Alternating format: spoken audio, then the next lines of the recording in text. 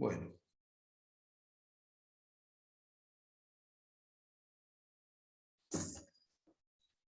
Bien. Good.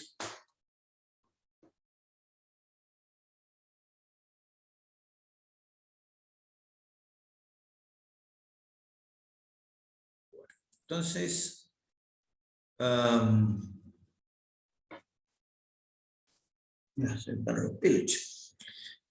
el resto desapareció. Desaparecidos en acción.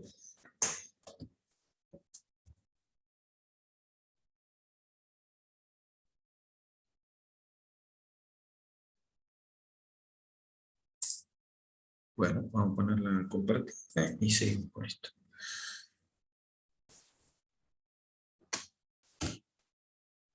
Bueno, entonces decíamos que el esfínter esofágico inferior, que es un engrosamiento de la capa circular, o sea, muscular interno, también lo podemos llamar, del músculo esofágico, de la capa muscular del esófago, o sea, de la pared del esófago.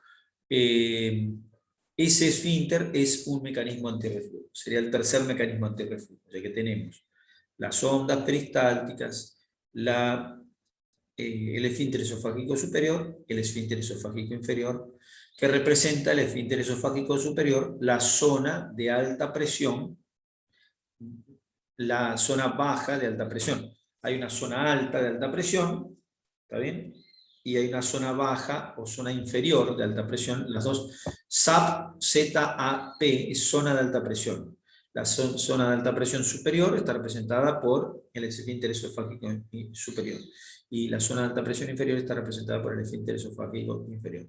Son dos lugares donde si uno hace una manometría, es decir, mide la presión en esos dos lugares, va a encontrar que la presión es mayor dentro de la luz del órgano, y es justamente esto porque hay sendos esfínteres, que son mecanismos antirreflujo. Y otro mecanismo antirreflujo está constituido por el músculo diafragma, que nosotros vimos que el músculo diafragma atrapa al esófago al pasar, ahí está,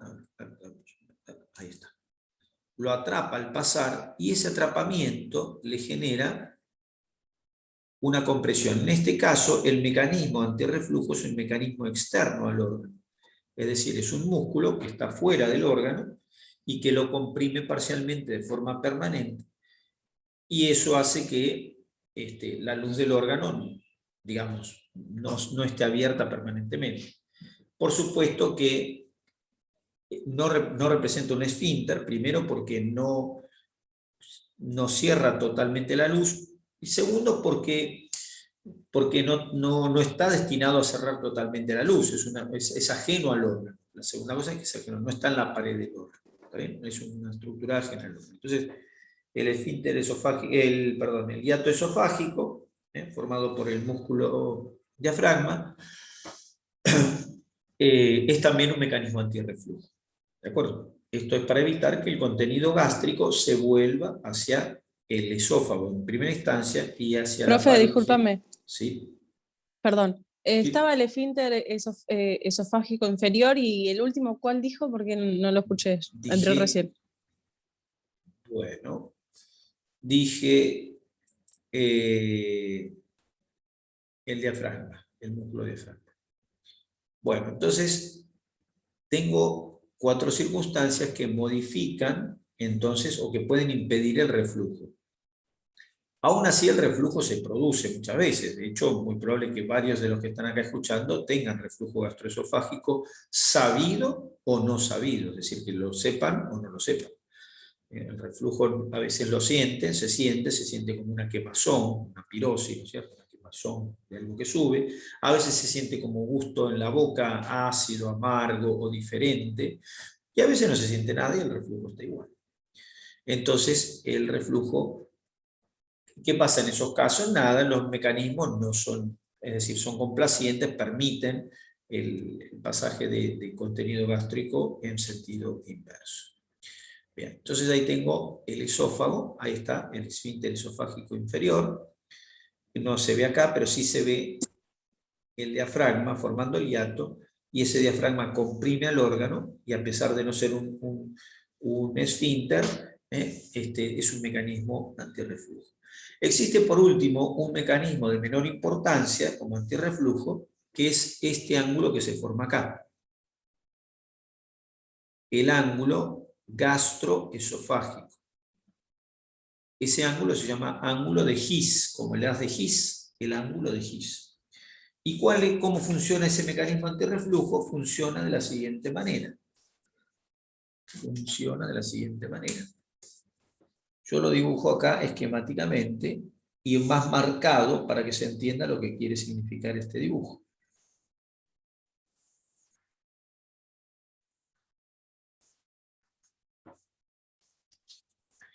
Lo dibujo 2 veces. En el primer dibujo, dibujo el ángulo abierto, y en el segundo dibujo, dibujo el ángulo cerrado.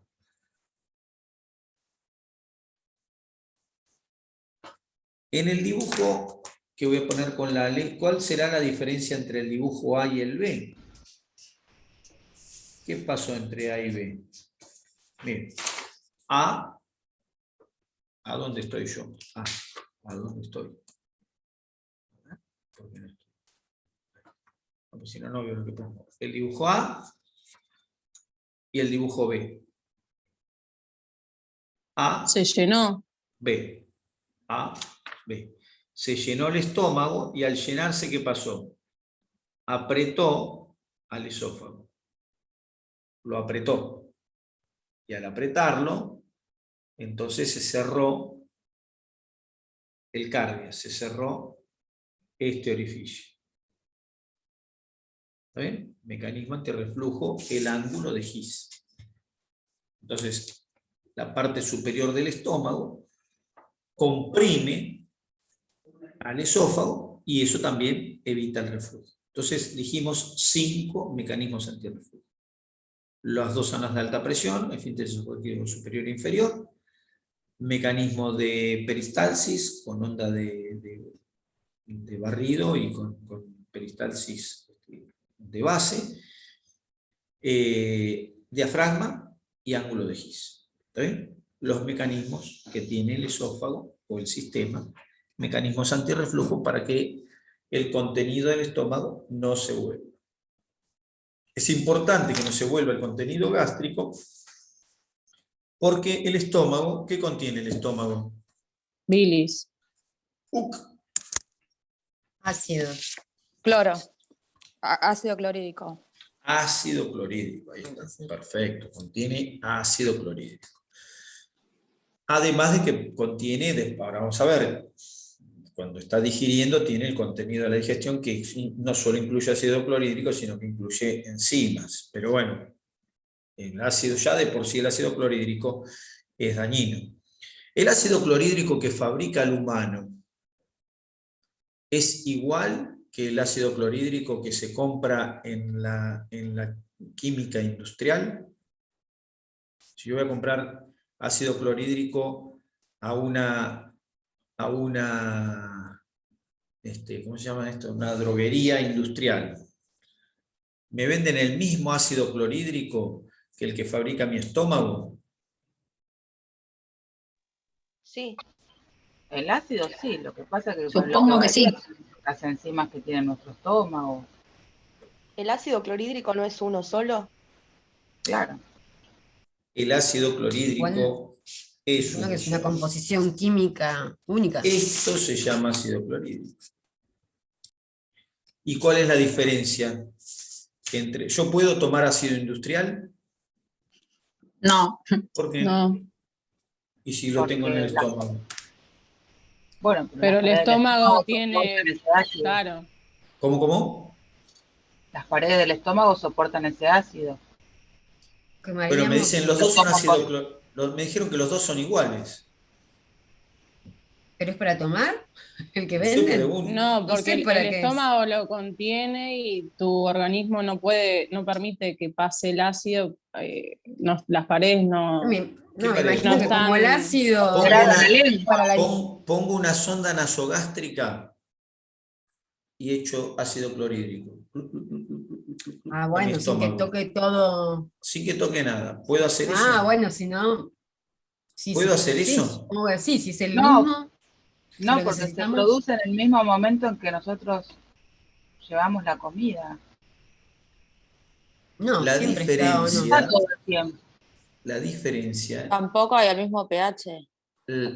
la diferencia, y tiene que tener los pH del ácido clorhídrico, va a Igual. ser el pH, pero la diferencia en qué consiste, en la dilución. La dilución. El ácido clorhídrico industrial es al 100% o al 90%, o sea que es prácticamente todo lo que uno tiene en un frasco es ácido clorhídrico. En cambio, nosotros fabricamos ácido clorhídrico, pero se diluye constantemente el ácido clorhídrico en el contenido gástrico. Nosotros no podemos, nuestro estómago no puede tolerar ácido clorhídrico al 100% porque se destroza el estómago. Es el motivo por el cual el ácido clorhídrico no es bebible, porque el porcentaje a la que está, la concentración en la que se encuentra ese ácido clorhídrico es dañino para nuestras células. Incluso las del estómago, que tienen mecanismos que vamos a ver de protección. Vamos a ver mecanismos de protección o barrera gástrica. Bueno, independientemente que el estómago tolera ácido clorhídrico diluido, ácido clorhídrico monoindustrial sí. Ahora, si yo diluyo ácido clorhídrico como en el estómago, lo diluyo y lo paso a través de una sonda, efectivamente no tendría por qué pasarle nada al estómago o nada grave. ¿Está bien? Por supuesto que nadie se le va a ocurrir hacer eso, y por supuesto que si yo lo hago permanentemente, voy a terminar dañando el estómago, porque no solo por o sea, voy a tener una dilución, pero puedo tener una cantidad lo suficientemente grande como para que el estímulo permanentemente ataque las paredes y no alcance la defensa. Pero en definitiva, es el mismo ácido clorhídrico, porque el ácido clorhídrico es cloro, un átomo de cloro con un átomo de hidrógeno. Eso es ácido clorhídrico. Bueno, pero ahora lo vamos a ver eso. Ahora vamos a ir al estómago y vamos a ver eso. Entonces, mecanismos antirreflujo del esófago, ¿está bien? Vimos el peristaltismo del esófago, vimos la deglución del esófago, ¿de acuerdo?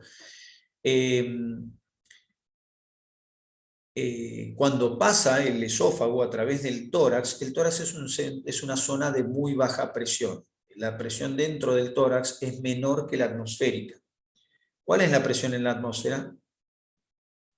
10-13 10-13, ¿qué? hectopascales. Hectopascales, dice 1013 hectopascales, pero en realidad, bueno, pues está bien, 1013 hectopascales. Y si no, ¿cómo se puede medir la presión de la atmósfera? 1013 hectopascales corresponde a qué? Si lo mido en milímetros de mercurio, ¿se puede? Sí. ¿Cuántos milímetros de mercurio? Y serían 10 y algo. 760 milímetros de mercurio. ¿Y si lo mido en Torricelli? No sé, demasiado. ¿Y si lo mido en atmósferas? Ah, Una. está bueno, eso sí, ya, eso lo sabía, pero ¿cuántas atmósferas eran? ¿Una atmósfera? No. Una, sí, Una atmósfera. claro. Bueno, nada, todo esto venía a cuento, no sé por qué le pregunté la atmósfera. Que el esófago pasa, dentro del tórax hay presión negativa. ¿Qué significa eso? No significa que hay una presión de menos de 0, significa que la presión es menor que la atmosférica. La presión dentro del tórax es menor que la atmosférica. ¿Cómo lo puedo comprobar? Si quieren lo pueden comprobar ustedes mismos con su cuerpo, pero es peligroso. Incluso puede producirles la muerte. Pero pueden comprobarlo. ¿Cómo se haría? Si uno hace un tajo en el tórax, un tajo bien profundo, sobrepasa el nivel de las pleuras, entonces va a notar que el tórax se expande, y a la vez que se expande, el aire de la atmósfera se mete dentro del tórax. pareciera que está chupando el tórax, pero no es que el tórax se está chupando, es que tiene baja presión y el aire externo, que tiene más presión, se mete adentro de él. ¿Está bien? Bueno, esto venía a cuento de que siempre, que ya lo habíamos contado antes, porque la baja presión, ¿para qué sirve en el sistema circulatorio? Esa baja presión torácica, ¿para qué sirve? Para movilizar la sangre. Más explicativo eso, ¿cómo es? Para movilizar la sangre. ¿Por qué? Para que fluya hacia el corazón. Bueno, para que fluya hacia el tórax, y como el tórax, el corazón está en el tórax, por el sistema venoso.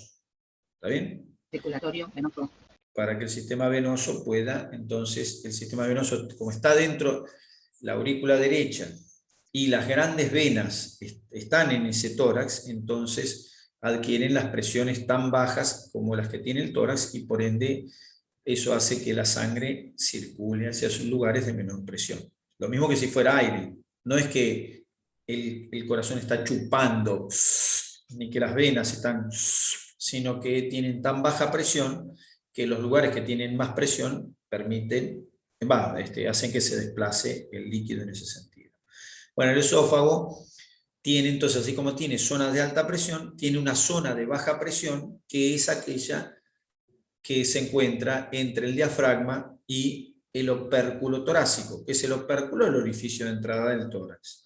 Entonces, también tiene una zona de baja presión. El esófago tiene dos zonas de alta presión, ¿está bien? A la entrada y a la salida del esófago, y una zona de baja presión intermedia dentro del tórax. Bueno, deglutimos y nos fuimos hasta el estómago. ¡Ah, qué momento!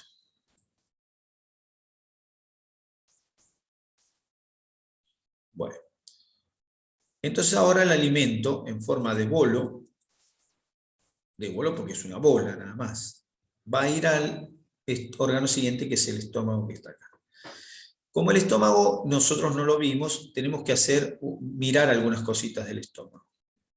Eso siempre en este momento, anatomía atrasa un poquitito, porque eso me da tiempo que veamos esto, porque hay temas que van en fisiología que no hay en anatomía. Entonces, vamos con el estómago. Bueno, y entonces tengo que mirar algo del estómago, eso decía. La constitución del estómago es similar a lo de los otros órganos, es decir, hay una mucosa, tiene una pared, es un saco que tiene una pared, pero lo vamos a ver en la anatomía, pero por ahora es un saco, ¿no es cierto? El estómago es un saco, y la pared tiene una mucosa que contiene el epitelio con su lámina propia y su muscularis mucosae, lo mismo que vemos ahí en el dibujo, para el estómago tiene lo mismo. Luego viene una submucosa que tiene los plexos, luego viene la muscular. En el caso del estómago, la muscular tiene 3 estratos en lugar de 2, eso después lo vamos a mencionar mejor en anatomía. Por ahora decimos que en vez de tener 3 estratos, en vez de tener 2 estratos, como el esófago tiene 3 estratos, tiene un oblicuo intermedio, y luego una adventicia. Ahí tengo el estómago. Pero desde el punto de vista fisiológico, lo que me interesa inicialmente es la mucosa gástrica. Y entonces ahí me voy a la mucosa gástrica.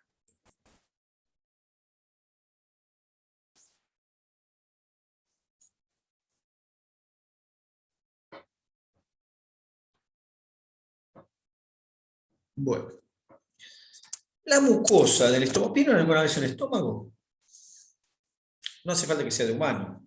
De vaca. De vaca. ¿Qué es el estómago de la vaca? ¿Han comido? No, lo he visto en preparados, en cortes de vaca. ¿Qué color lo vio? ¿Qué color viste el estómago? Estaba con formol. Ah, en preparados de animales o preparados de humanos. Bueno, igualmente Claro. tiene el mismo color en los preparados. ¿No es eso que parece Pero- una toalla?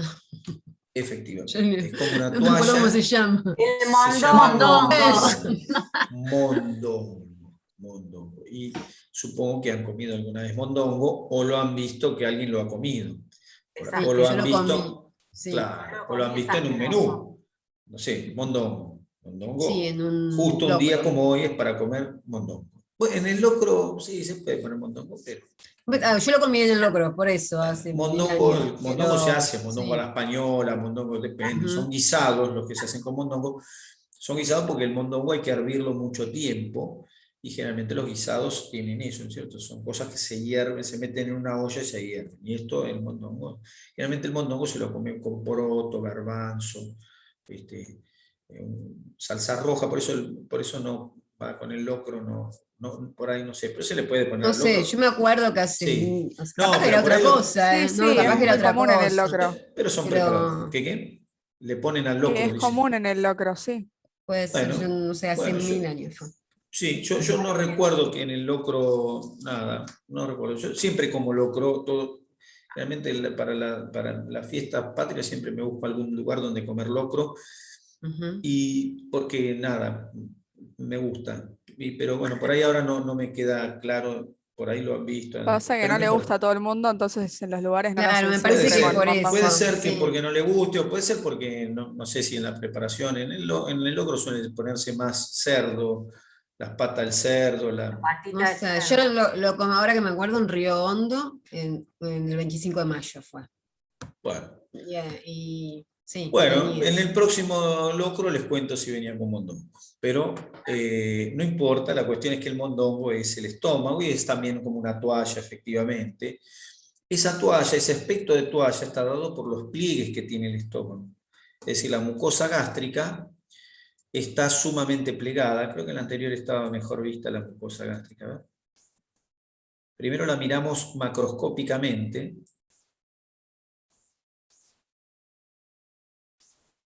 Ahí está. Ahí se ven los pliegues macroscópicos. ¿Ven? Acá. Arriba a la izquierda se ven los pliegues de la mucosa. Se ve así plegada, esta rosadita, en la vaca que se le han sacado el estómago queda blanco, ¿sí? Y este aspecto así da como un aspecto toalloso. No se pasen el mondongo por la cara, no se sequen con el mondongo porque no es muy agradable, pero porque da la idea de ser suavecito, pero no lo es. No es suave, no es mullido, digamos, común. Pero cuando uno analiza esa mucosa toda plegada, se encuentra algo así como esto que se ve acá. Esto es un segmentito muy chiquitito de la mucosa plegada. Es decir, la mucosa tiene el epitelio. El epitelio es la capa de células que separan lo que estaría de un lado, que sería la luz, de lo que estaría del otro, que sería la pared del órgano. O sea que acá se ve la luz y la pared del órgano. Si yo pregunto, la luz acá, ¿dónde se ve la luz del órgano? ¿Se ve la luz del órgano? En este pedacito de mucosa. Esto es un pedacito de mucosa, como si yo agarrara de cualquier parte del estómago un taco, pero muy chiquitito. Esto, ahí, así como se ve, es microscópico. Es decir, que el taco este completo que está ahí, ustedes imagínense una feta. Primero hacemos así, la pared del estómago no la agarro entera, sino que agarro solo la mucosa. ¿Está bien? De la pared que tiene 4 capas, tomo la mucosa y un pedacito de submucosa que se ve ahí. O sea que de la pared se agarra un pedacito. Y de esa submucosa la empiezo a pasar por una máquina de cortar fiambre. Pero una máquina de cortar fiambre que corta tan finito que cada capita que voy cortando mide unos pocos micrones. Es decir, es casi transparente la feta. Es una feta casi transparente, que ni la puedo agarrar porque el tamaño que tiene es muy chiquitito. Y eso es lo que estoy viendo acá. Es decir, estoy viendo ¿sí? Un pedazo de la mucosa, pero estoy viendo un pedacito muy chiquitito en forma de feta. ¿Está bien? Quiere decir que si estoy viendo la mucosa, entonces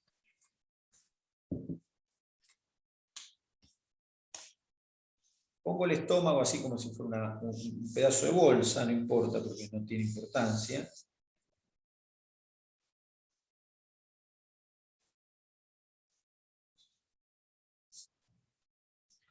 Primero agarro un pedazo de estómago, así, un pedazo así de estómago, un pedazo es del estómago, no importa desde qué parte del estómago, cualquier parte del estómago, y a ese pedazo del estómago le saco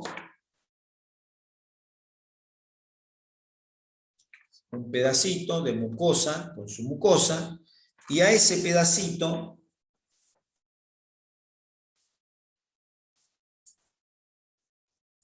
lo corto con una máquina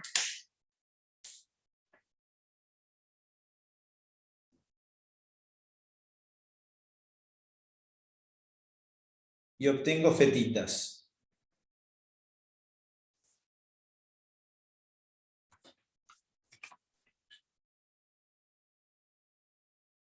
Una fetita la miro. ¿Ven? Miro una fetita. O sea, nada, una cosa mínima. Esa fetita, para que tengan idea, tiene un espesor menor que el de un cabello. ¿Ven? El espesor de la fetita. Un cabello, lo divido, lo feteo y me salen estas cosas. O sea, un cabello lo puedo fetear y no fetear como si fuera una longaniza de forma transversal, sino que estoy hablando de fetearlo longitudinalmente. Fetas de pelo. Bueno, imagínense fetas de pelo, nada más que ahora son para imaginarse el grosor de esto. Y ahí veo entonces mucosa, o sea que no veo nada, pero sí lo que sí puedo entender es que por ser una mucosa, lo que vea de esa mucosa va a tener que tener algún lugar en contacto con la luz. ¿Por qué? Porque la mucosa contiene el epitelio. Y entonces tengo que ver la luz. ¿Se ve entonces lo que sería la luz gástrica, la luz del estómago? ¿Dónde estaría la luz del estómago ahí? Arriba, abajo. ¿Cómo? ¿Arriba? Arriba, ¿De qué color? blanca. Blanco. Blanco. Todo lo que esté blanco acá, todo lo que es blanco es la luz del órgano. Bueno, pero acá se continúa para abajo. Sí, esto es la luz del órgano, solo que acá no le llamo luz del órgano, pero sigue siendo luz del órgano en realidad, pero no le llamo luz del órgano. Ahora vamos a ver cómo le llamo. A eso blanco, ¿ven? Que acá hay blanco y que se comunica con esto blanco. O sea que todo esto es la luz del órgano. Pero la luz se continúa con esto, con este espacio que hay acá, ahí se ve mejor, acá abajo se ve mejor el espacio, ahí, acá, ahí se ve, acá también se ve mejor. ¿Ven? O sea que la luz del órgano se continúa con la luz de algo que vamos a ver ahora. Ahora, la mucosa está plegada macroscópicamente como vimos, pero cada pedacito de la mucosa está plegada como se ve ahí. O sea que esa mucosa, que parecía que tenía unos pliegues, esto es como si uno ve una sábana que la tiene en la cama, ¿no es cierto? Se acostó, se levantó y la sábana presenta pliegues. ¿Correcto o no? Excepto que no sé, que duerman la Sí, sábana. Tiene pliegues. Está la cama y está la sábana como con pliegues. Bueno, esos pliegues son pliegues macroscópicos. Pero ahora corto un pedacito de la sábana, del género de la sábana, y lo miro en el microscopio. Y veo que la propia sábana tiene relievitos. La propia sábana no era lisa como parecía. Tiene relieves. Subidas y bajadas, subidas y bajadas. Cada pedacito de sábana. ¿Está bien? En cada uno de esos pliegues que yo veía, los pliegues macroscópicos, porque yo los veía los pliegues, yo vi que la sábana estaba toda como desplegada. Bueno, esos pliegues están formados por sábana, pero la sábana en su constitución tiene pliegues. O sea que lo que estamos ahí viendo son los pliegues de la mucosa con la muscularis mucosae y la submucosa. ¿What? Ajá. Miren, les muestro.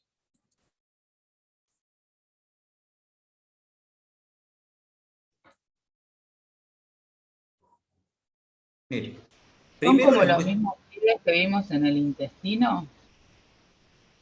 que vimos. Como la otra vez. Claro, son pliegues similares a los que conversamos el otro día en el Ah, intestino. ok. Claro, son similares. Miren, yo hago así. Solo que acá los pliegues, ahora vas a ver qué pasa. Sigo esto así.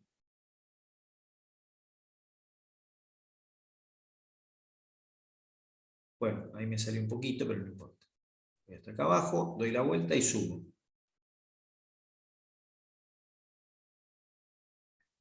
Ahora bajo. Ahora subo.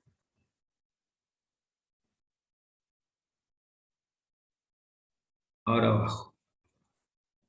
Etcétera. Etcétera, etcétera. No voy a estar ahí jugando con el coso, pero ahí se ve cómo viene la mucosa. ¿Ven cómo se plegó? Acá en el medio quedó la luz. Ahí. Acá se ve bien, hay un pedacito de luz, pero yo la puedo dibujar toda para que mi pH.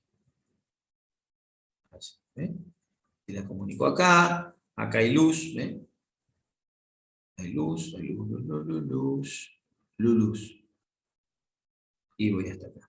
Y así, es decir que tengo la mucosa. Y si miro la mucosa, porque a mí se me ocurre, digo, a ver la mucosa de qué está hecha. Y miren, esta se la voy a mostrar como hacemos cuando agrandando, que queda menos prolijo, pero vamos a ver lo que yo quiero ver.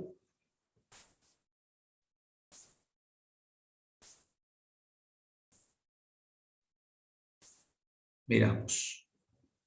Miremos. Miremos Meireles. Miremos. Esta. Bien. Ahí se ve. Ven. ¿Ve cómo se ve el pliegue? Y ahora miren acá. Más grande lo voy a hacer.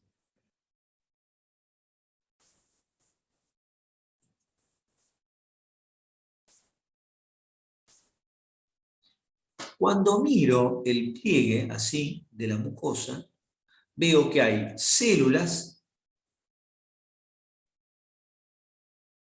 por dentro, hay un poco de tejido conectivo, hay una basal, ¿no es cierto?, con lámina propia,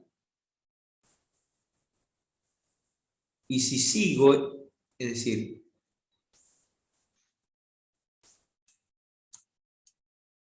bueno, si sigo por dentro de ese pliegue, llego acá abajo y me encuentro con esto que es la muscular de la mucosa, la muscularis mucosae, y por debajo encuentro acá un vaso sanguíneo, otro, acá encuentro la submucosa. Entonces tengo submucosa y todo lo que está acá arriba, la mucosa. Desde acá hasta afuera, hasta allá arriba. La mucosa. Y en la mucosa estoy viendo células que se están disponiendo una al lado de la otra. Miren, vamos desde acá, que se ven mejor. ¿Qué es una empalizada? Dijimos el otro día. Un muro. Bueno, es un muro, es una estructura formada por palos, Claro. empalizada, ¿está bien? Sí. Que están uno paralelo al otro. Bueno, miremos acá, prestemos atención acá un ratito, miren. Acá veo un palito que está acá. Lo voy a redondear. A ver si puedo. Voy a tratar de redondearlo. Ahí, miren. Agarro este, cualquiera por ahora.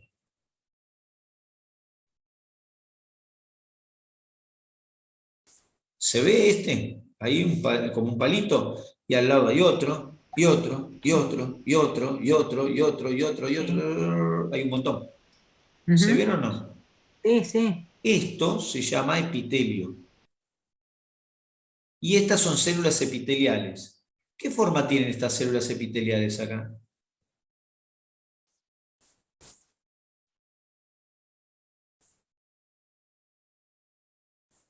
Esto es un epitelio.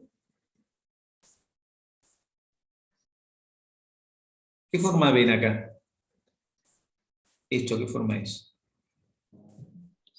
¿No son cilíndricas, profe? Son cilíndricas. ¿Y acá qué forma se ve acá? Por ejemplo, esto, ¿qué forma tiene? Esto. Diría que estratificado, pero puede estar mal. No, pero ¿qué forma tiene? Yo miro acá, ¿qué forma se ve acá? Forma geométrica. Esto, ¿qué forma geométrica tiene? Formas geométricas. Cúbicas, como en columnas. Un cubo es una figura, bueno, no es una figura, acá forma de figura. El cubo es un cuerpo. Y acá quiero figura. ¿Está bien? Un óvalo, parece, tipo óvalo. Sí, un óvalo porque yo lo dibujé óvalo, pero mírelo bien y va a ver que no, eso no son óvalos. Rectángulo. Observa. ¿Qué? Circulito. Rectángulo. Son rectángulos. ¿Se ve? Ahí se ve un rectángulo por todos lados. Rectángulos. Miren, de hecho, ven este rectángulo que está acá, miren ¿qué pasó acá? ¿Qué es esto? Es este rectángulo que está acá. Una célula epitelial.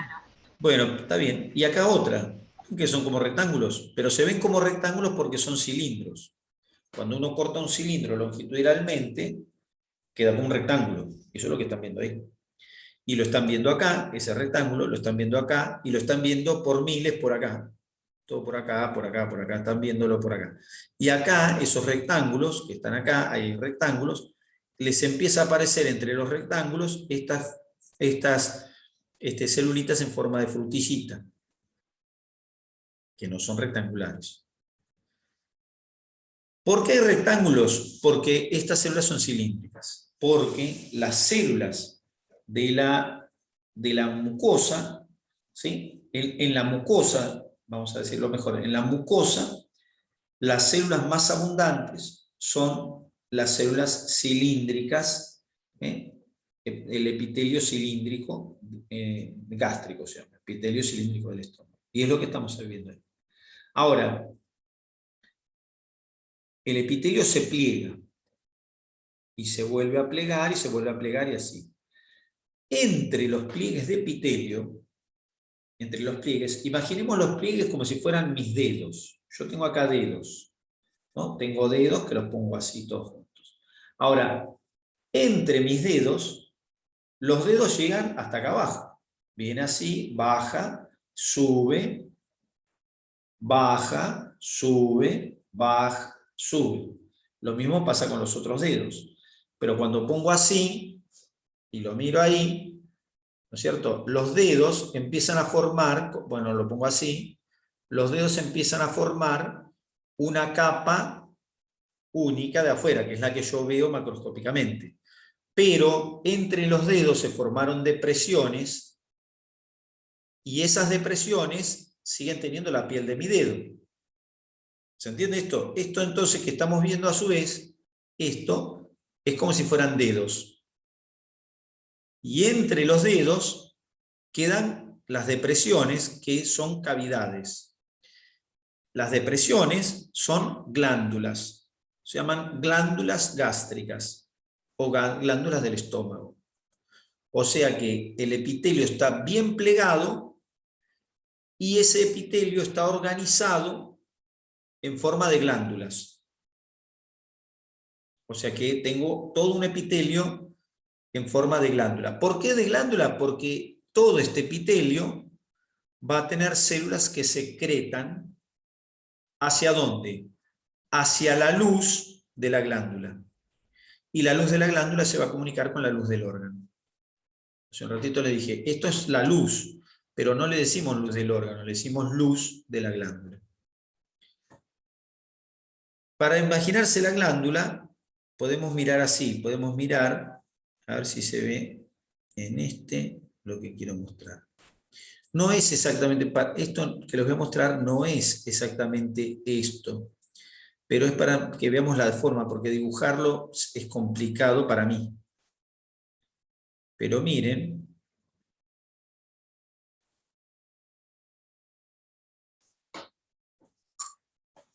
miren aquí, a ver si miramos acá donde estamos.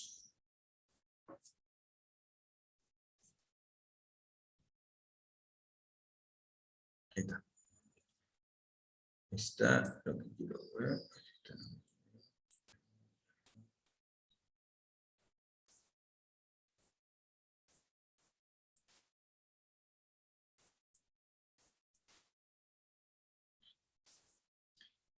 Fíjense acá.